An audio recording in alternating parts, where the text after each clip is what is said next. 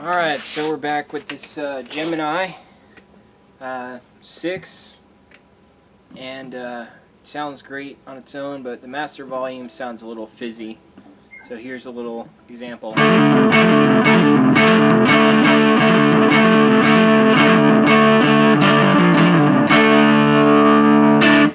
Just sounds fizzy. Now this could be because the 1.5 meg grid leak resistor, I did not replace it.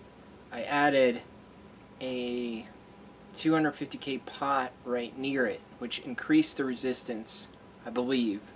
So if I would have just replaced the 1.5, it might sound better. But what I'm going to do is actually put a post-phase inverter master volume in. And then I'm also going to work on the tremolo. So if I engage the tremolo, that's the intensity all the way up. Let's see if I can get it to work without the master volume.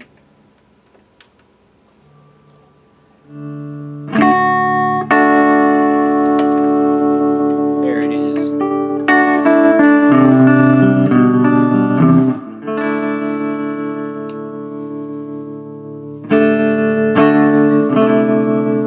Actually works pretty good right now, but sometimes it'll cut out.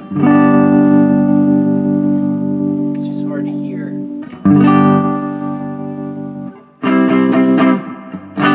we're going to change all the caps and put a post-phase inverter master volume in there. The filter caps have already been done, so this will just be the coupling caps and some other stuff. Alright, let's get to it. What are you up to? Are you going to help me move the amplifier? Come on, let's go. Where are you? There he is.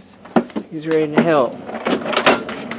Aussies love having a job to do. And I think if he could figure it out, he would help me.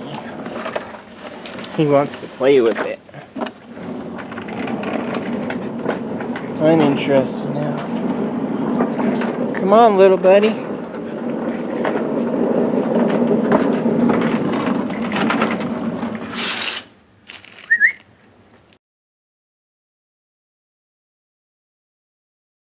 He love you. Good boy. Good lad. Good lad. Good lad. Very good lad, yes. Okay, the chassis is out, and we're about to take a look at the master volume situation. Currently, it's got the post-phase inverter master volume.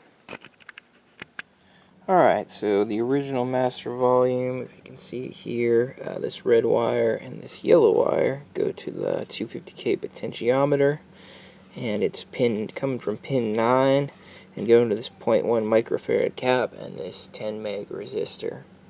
So if we looked at the schematic, so the schematic here, put some light on it, we put the pot in between this point and this point. And I'm wondering if we should have put it in place of this 1.5 meg grid leak resistor. But I don't think we're going to do that. We're just going to put a wire back here, and then we're going to look at type 3 of the master volumes listed on Rob Robinette's page from the train wreck pages. Okay, so we're going to discuss the type of post-phase inverter master volume.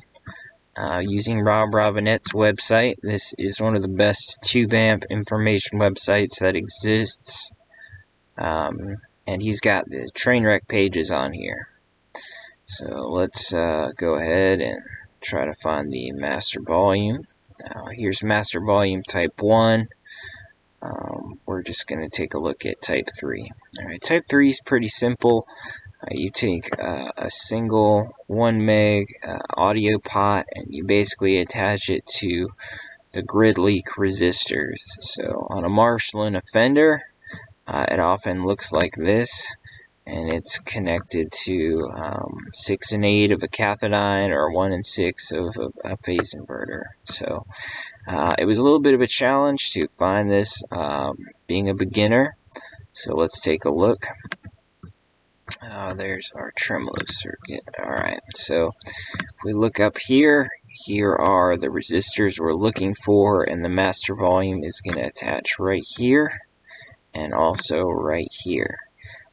So I had to find that point on the amp, and you can see that it is connected to, let's see, pins 1 and 8 of the phase inverter. So very different than the other, what I would have thought I was looking for. Alright, so that's just to give you a little information. We're going to go ahead and try this design out and see how it works. Alright, so I've taken a look at this for a while, and for this phase inverter tube, for this cathodiene phase inverter, we have the plate at pin 1 and the cathode at pin 8. So if we follow pin 8, we can see it goes through this green wire, well, you can't see what I'm doing, to this 1.1 microfarad cap, and then at this point here, this is where we have the grid leak resistor for the power tube right here, which is 100K, okay, right before this 1K resistor. So that's one point that we'll want to put one leg of the pot on. And then if we look at pin 1 here, it does the same thing. It goes through this green wire to this 0.1 microfarad cap to this point here. So this point and this point are going to be where we put our 1 meg pot to try to do the phase cancellation for the post-phase inverter master volume. Now, if you are using the Joe Piazza schematic, you'll notice that he has the grid leak resistors as 270K, when in fact in the Ampeg schematic they're 100K. So that threw me for a loop, but now we know where the 100K grid leaks are, so we know where to put our master volume. We'll undo the work we did first by removing this wire from pin 9. Easy enough. A lot of smoke there. And this yellow wire here. Let's see if we can get that solder to melt. Okay. So we got those out. Now what I'm going to do is I'm going to change some of these 0.1 as I go along, because I've got replacements for these. So that, and I believe they're coupling caps, so we'll want to replace those. Alright, there's one. Now we're going to go ahead and put the wire back from here to pin 9, and we're going to replace the capacitor here as well. Okay, so we get the green wire back to where it was. This is where the pot was, and we've got two brand new 0.1 microfarad caps, and so now we're going to put the first wire of the pot over here. Can't get a very good angle on it. There we are, right there, and the next wire is going to go right there, but we're going to replace these caps too, all 4 of them. I just wanted to show this, is that most master volumes you're grounded. We're leaving this lug ungrounded. So it says to use a 1 meg pot. I'm going to use this 250K, and we're going to test it out because I find 250K to be more gradual, but of course this is not really using it as a voltage divider, so you may need to change it to 1 meg. Okay, so I've got everything as it should be. 2 new 0.1 caps, chassis is plugged in, so it's live over there. I haven't turned it on yet. Do have the master volume connected, post phase inverter from pin 6 of each power tube. So let's see if this thing works. Alright, got my cabinet connected with alligator clips. Make sure they're not touching, make sure it doesn't ground out. got my Telecaster here. So we're going to go ahead and put the volume all the way up, just to normal. I'm going to plug the Telecaster in, and also plug the guitar into the input here. Alright. Dear Lord, I need a chassis stand. Let's go ahead and crank it.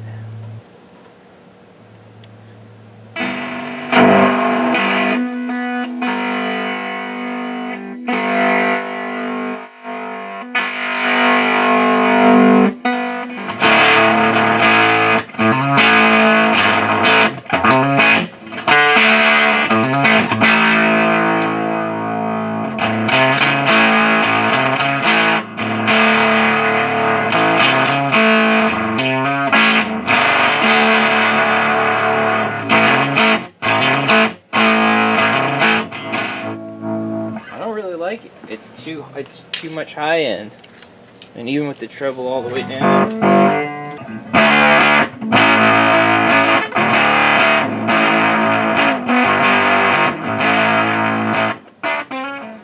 not a big fan, sadly. It may undo what we just did. I'm not too happy with the sound. I think I'm going to leave it anyway, because this video kind of shows how you would do this to an amp that's not a Fender. How you would find the grid leak resistors for the power tubes and do the phase cancellation here. So I decided to do a little experiment. So I think I'm going to have two master volumes, pre-phase inverter and post. And I'm going to do the pre-phase inverter a little different this time to see if I can get a better sound. Basically, you'll see this resistor here floating up in the air. That's a 1.5 meg grid leak resistor. I would like to replace that with a potentiometer so that my pre-phase inverter master volume is more similar to the one in the 5E3. So what I'm doing is I am replacing it with a 1 meg pot. Okay, I've decided to cut this guy out here. Alright, we got the pot in, and I think I'm going to put a 500 ohm resistor here along with the wires that feed to the board. Alright, so we've got the volume pot back in here. Seems to work quite well. And I've also replaced a lot of the coupling capacitors. I didn't have all these orange drop 600 volts, so I had to use some film capacitors that seem to be working alright. The originals were rated for 400 volts, and so are these little guys. So we'll see how they do. The next thing I want to turn my attention to is the tremolo circuit. I want to replace all these capacitors, all these capacitors, including the polarized one, and see if we can get a better tremolo. So that's going to be next. Alright, so we have completed the tremolo circuit here. Let me zoom in, and it's looking pretty good. It was pretty hard to get the solder to melt on these old joints, but we're about to see how it sounds. So let's go ahead and plug it in. It's working now, but it's weak.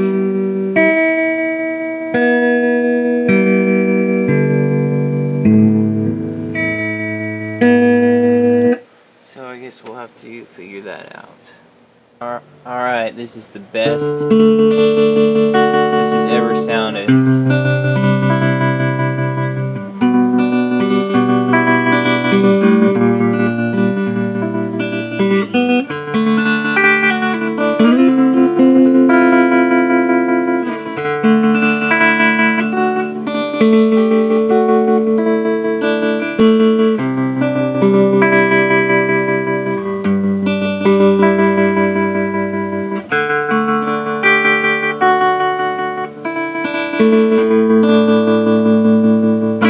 All I did was put a resistor in parallel with the 1 meg resistor. I think it was a 1 meg and a 1 meg. I'll have to see what I did there, but playing with the resistor values for that 1 meg resistor really helps the tremolo. Now I just got to figure out how to adjust speed. That's pretty good.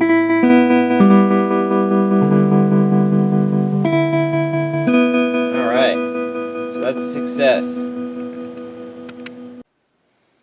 Alright, these caps have been replaced. Now the one thing I found difficult is with old solder, it takes so long to melt. I mean, literally, like you're sitting there for 2 minutes holding the soldering iron and wondering how the hell can this not be melting, and once it does, it just falls through the board, which can be dangerous because you can get solder, stuck to the bottom of the board, electricity going to the chassis. Anyway, let's hear how it sounds without the reverb tank and just the tremolo.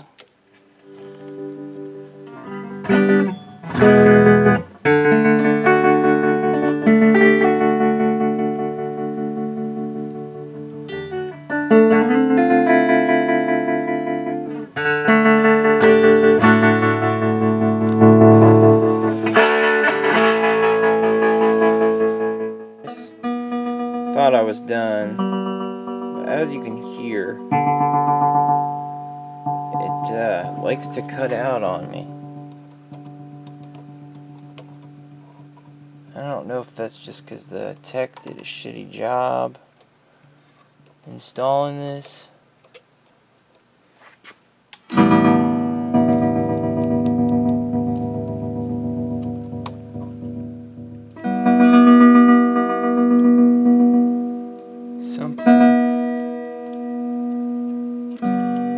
I can't figure out what component it is.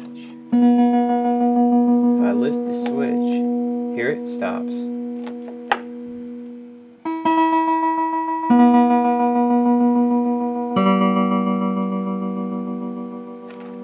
Here, see, I move the switch and it turns off. It's like it grounds out again. Alright, I cut part of the cord off just in case this. Whenever I would move this would turn it off. So I'm going to unsolder these, test the switches, and that looks like the one with the white wire goes to tremolo. So yeah, so I'll just hook that one up first and see what we get. I might hook it to another switch actually. Yeah, a quicker way to test it would just be to short these cables, huh? Let's try that first. Okay. Here we go. Did you hear that? Tremolo.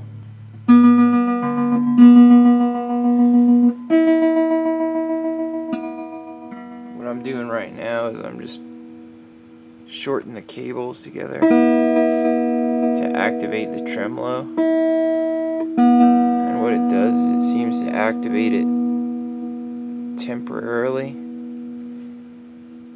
but then it just freezes. I think the resistor value is too low.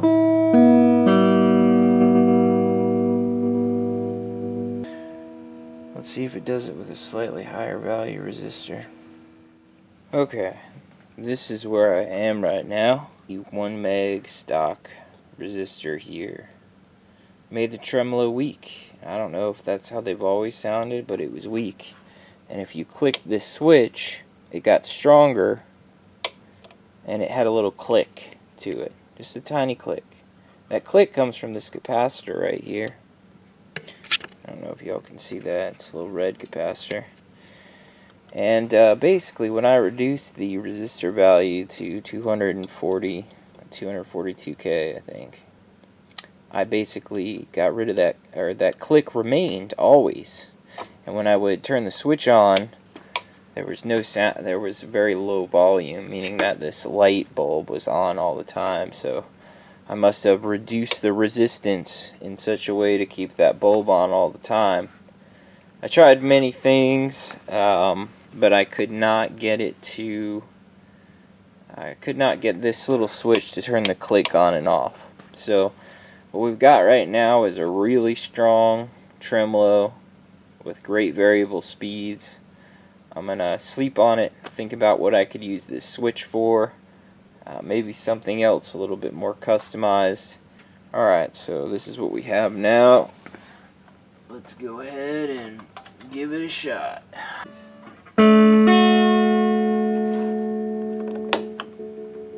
There's the trem. Nice and deep.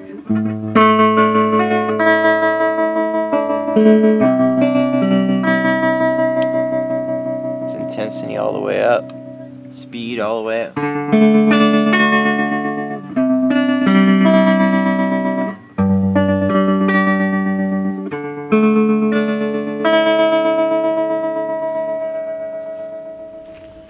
Okay, so let's run down the changes. We'll start with a dry signal. Okay, we'll turn it all the way up. Okay, use the post-phase inverter master volume.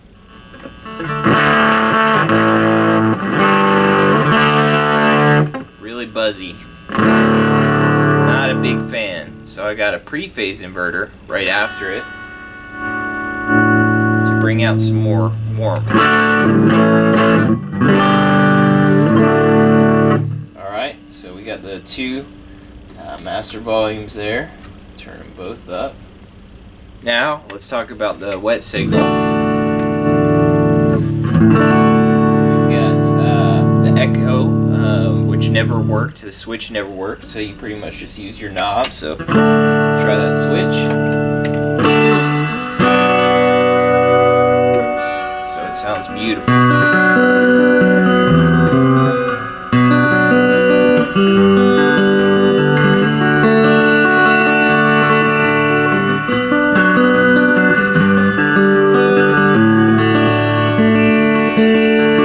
Add some tremolo in there, which is really strong now. Get it slow.